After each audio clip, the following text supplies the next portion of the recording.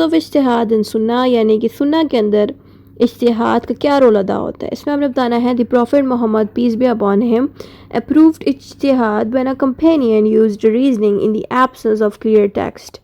حدیث when the Prophet peace be upon him sent Mudha bin Jabil to Yemen he asked.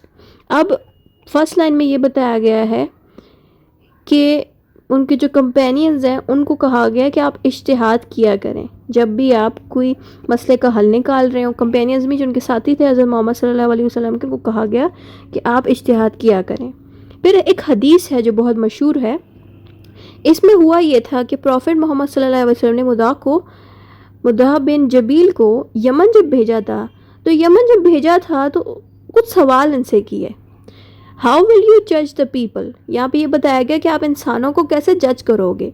مدعا نے reply کیا by the book of اللہ, یعنی کہ میں اگر انسانوں کو جج کروں گا یعنی کہ ان کے لیے جو ڈیسیجن دوں گا تو ڈیسیجن دینے وقت میں قرآن سے مدد لوں گا. یہ انہوں نے جواب دیا. پھر حضور پاک صلی اللہ علیہ وسلم نے ایک اور سوال ان سے کیا if you do not find it there, یعنی کہ اگر اس مسئلے کا حل, یعنی کہ جو لوگ سوال آپ سے کر رہے ہیں, جو لوگ سوال ان کا حل اگر قرآن میں نہیں ملا تو آپ کیا کریں گے. حضور پاک صلی اللہ علیہ وسلم مدعا بن جبیل سے پوچھ رہے تھے. پھر مدعا بن جبیل کہتے ہیں بائی دا سنہ آف پروفٹ, پھر انہوں نے کہا کہ قرآن سے مجھے حل نہیں ملے گا تو میں سنہ سے مدد لوں گا. یہاں پہ پھر حضور پاک صلی اللہ علیہ وسلم کہتے ہیں if you do not find it there, یعنی کہ اگر سنہ میں بھی مسئلے کا حل نہ ملے پھر کیا کرو گے. He said then I will use my opinion اجتہاد and do my best. پھر وہ کہتے ہیں کہ میں اجتہاد کروں گا اور اپنی طرف سے بیسٹ مشورہ دوں گا, بیسٹ مسئلے کا حل نکالوں گا. انہوں نے یہ رسپانس دیا, یعنی کہ یہ کیا کریں گے کہ قرآن اور سنہ سے ہیلپ لے کے اس مسئلے کو سالو کریں گے اور پوری ایفرٹ کریں گے کہ قرآن اور سنہ میں ان کو مسئلے کا حل مل جائے, یا پھر جو ان کا علم ہے اپنے علم کے حساب سے وہ ایک ڈیسیجن دیں گے. یہ بھی ایک اجتہاد ہوتا ہے, یعنی کہ آپ اجتہاد میں اپنا علم بھی یوز کر سکتے ہیں. اچھا, اس میں یہ بتایا گیا ہے کہ اجتہاد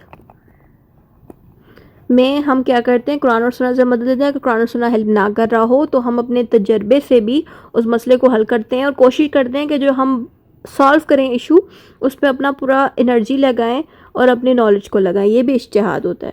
تو یہی بات یہاں پہ ہمیں اس حدیث میں بتائی گئی ہے. یہ کافی مشہور حدیث ہے اور اس حدیث سے ہمیں یہ سیکھنے کو ملا ہے کہ اگر آپ کو قرآن اور سنہ میں کوئی ایشو کا مسئلہ حل نہ ملے اس ایشو کا تو آپ اجتہاد کریں.